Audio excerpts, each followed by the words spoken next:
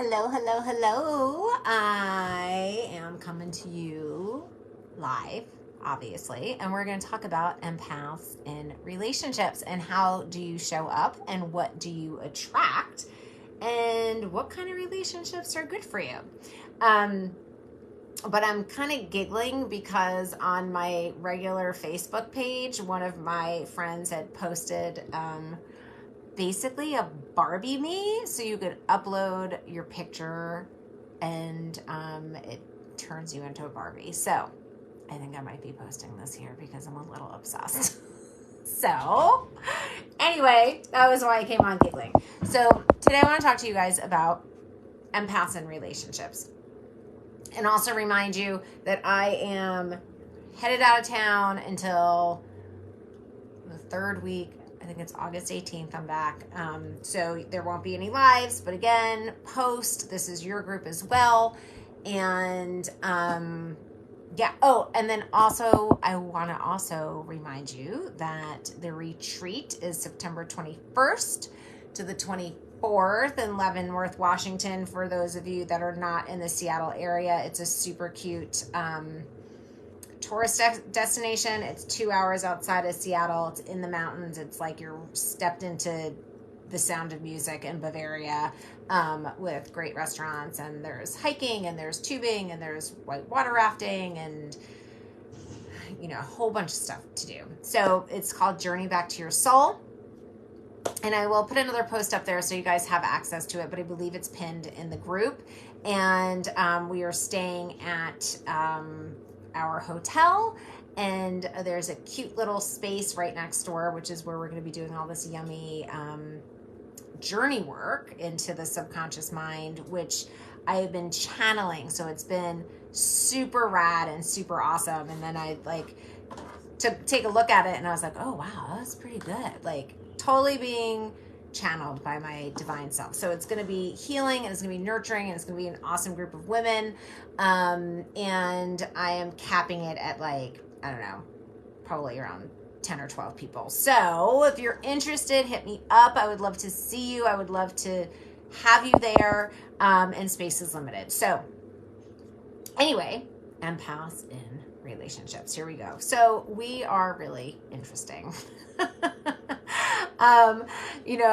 Good and bad. We are highly sensitive. We are deep feelers, and we could be, kind of a lot when it comes to navigating relationships. So, but we are also absorbers, right? We're these feelers and absorbers, and because of that, relationships can be tricky for us. And because there is a high correlation between being an empath and having trauma, and again, we all have trauma. Everybody's first trauma is literally coming out of the womb. Okay? So as souls, that's how we learn. We learn through trauma. So of course, the birth process is going to be some sort of traumatic experience, because you're all nestled in the womb and you're all cozy and this is great. And then all of a sudden you're out in this foreign land called Earth, and you're like, what the fuck just happened, right? So anyway, there's a high correlation. There's also a high correlation of empaths with unhealthy relationship patterns. So it's empaths with codependency shit. Okay. So I used to think that I had a fear of commitment, but what I actually realized through my own deep healing work is that I didn't have a fear of commitment. What I had was a fear of engulfment. I had this fear that if I got into a relationship with someone, I was going to lose who I was, and then I would just be engulfed by the other person, and then we would just be this glom monster type thing, and I would lose who I am. I didn't realize at the time that is because I am an empath, because we connect so deeply that it's really easy to lose where you end and the other person begins, which is why alone time is imperative. It's why boundaries are imperative. And so we have to work on it. And so, because we have these tendencies, we can attract enmeshed, unhealthy, relationships and have a lot of rescuing behaviors. And heads up, it's always a rescue if you are giving unsolicited advice. It is always a rescue if you're trying to help somebody else and they didn't ask for help, okay? So when you are going into rescue mode, because again, we are the human caretakers of this planet, we want to caretake, we want to help, we want to do all these things, but you have to ask. Can I give you some feedback on that? Or whatever comes to you. I like using that one. That's a good one, because then people are like, oh, wait, I actually have a choice. And when they have a choice, they're actually more open to hearing what you have to say instead of you just barfing whatever you think they should do on you. Okay, just a little teaching in this live. And so we also wear our hearts on our sleeves, okay? And we have a tendency to get deeply wounded.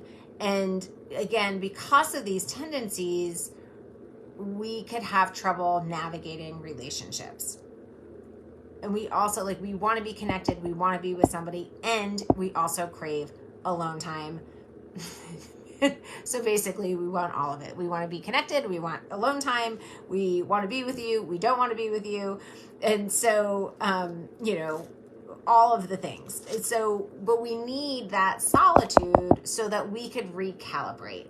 Because again, we are these super absorbers, and our moods can easily change depending on who we're with, or if somebody comes into the room and they're in a bad mood, then you could catch it a lot easier than somebody who isn't an empath, right?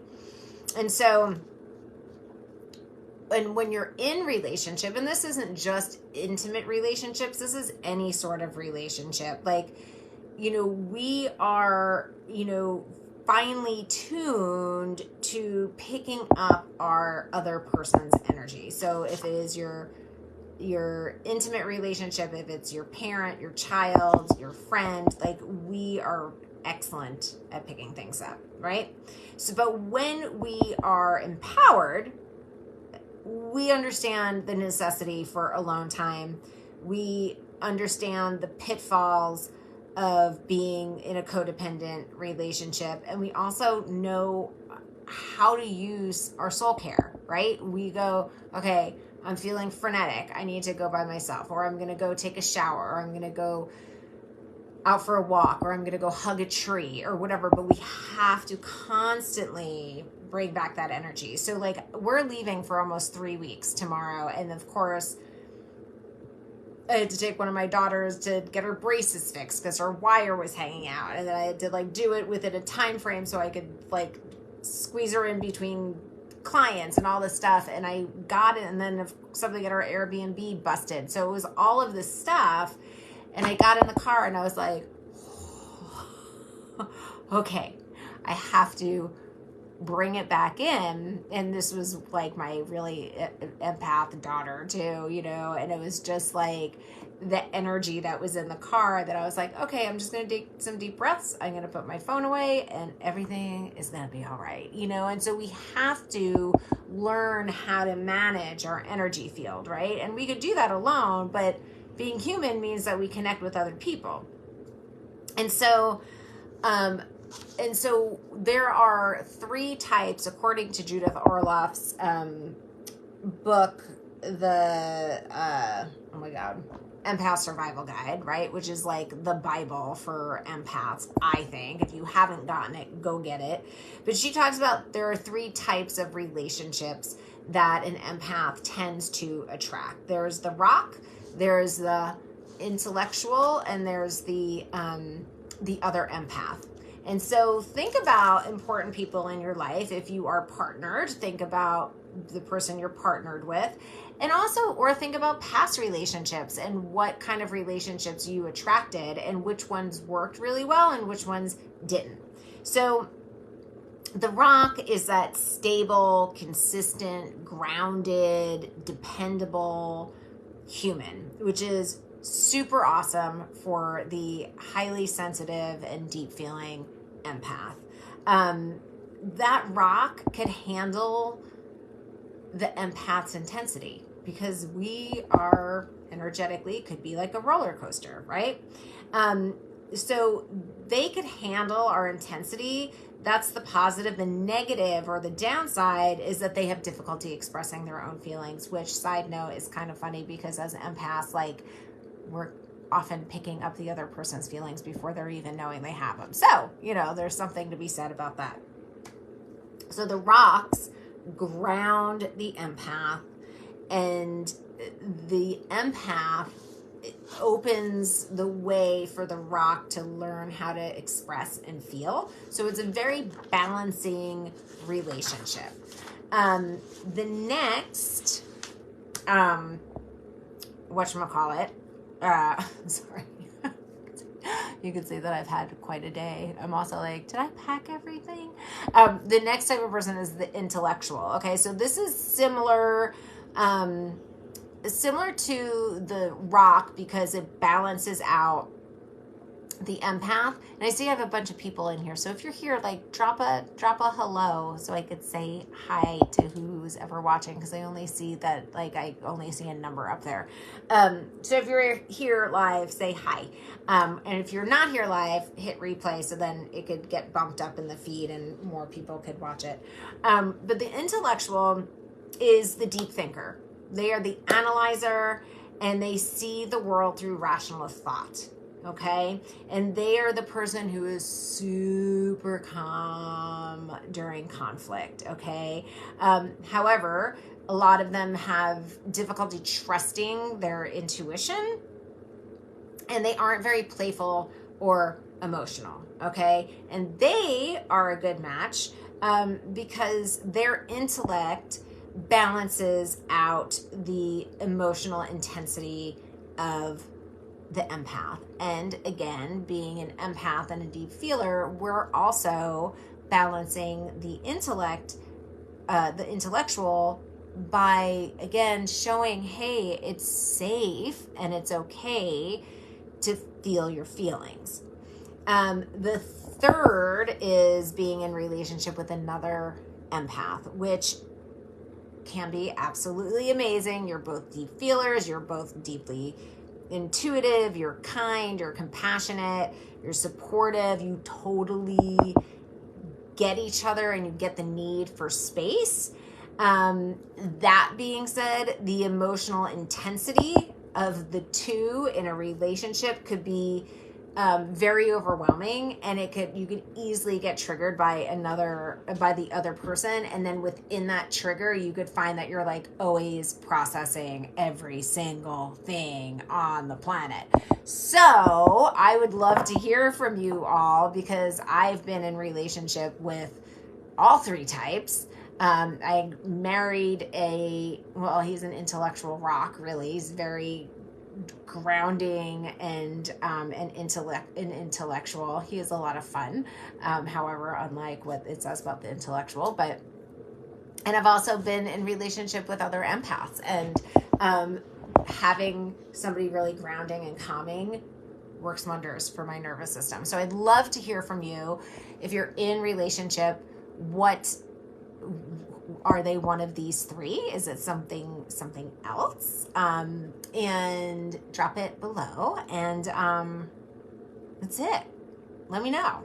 And if you're not, if there are any friendships that work for you, because like with friendships, I kind of tend to have other empaths as friends, which is amazing, because then we could just like get into these like deep conversations. And I also have other relationships where they're more like rocks or intellectuals, which is also fascinating, because then you get different perspectives and you're like, wow, I never really thought of it that way, because I'm usually feeling it and not thinking it. So that is what I wanted to share with you all today. I am going to be offline for as much as possible, so I can enjoy my vacation. However, you know me, and I will pop in here and say hello, but I won't be doing lives until I'm back. And so I do want to add in some other lives, because there are a couple that we're missing, like on energy vampires is one, and then I will be back for the next one where we go into all the different types of empaths and all this good stuff. But I'll see you on the flip side. Again, if you're interested in the retreat, hit me up. You could DM me. Actually, DMing me is great because sometimes if you just say that you're interested in here, it gets lost. So if you're interested, just DM me. That's it. I will see you in a few weeks. And again, this is your group as well as much as it is mine. And post away, my beautiful souls. I will see you soon. Mwah. Bye.